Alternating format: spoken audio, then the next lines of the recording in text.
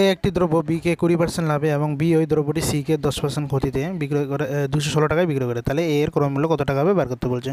তা আমি মনে করি এ দ্রব্যটি 1 টাকায় কিনে, তারপর এ দ্রব্যটি বিকে 20% লাভে বিক্রি করছে, তাহলে এ এর বিক্রয় মূল্য কত হবে?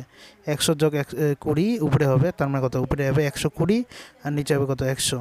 এটা হলো এর কি বিক্রয় মূল্য, আর বি এরই এটি কি ক্রয় মূল্য। আবার বি ওই দ্রব্যটি সিকে 10% ক্ষতিতে বিক্রয় করছে, তার মানে বি এর বিক্রয় মূল্য কত হবে?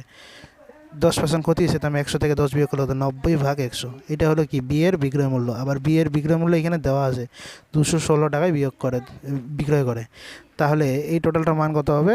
216। এবার কাটাকাটি করবো, 0 0 কাটা, এদিকে 0 0 কাটা, 9 দিয়ে 216কে কাটলে 24, আর উপরে 12 দিয়ে 24কে কাটলে 2। তাহলে এখান থেকে এক্সের মান কত আসলো? এক্স সমান সমান 2, আর এই যে নিচে 2টা শূন্য, 200।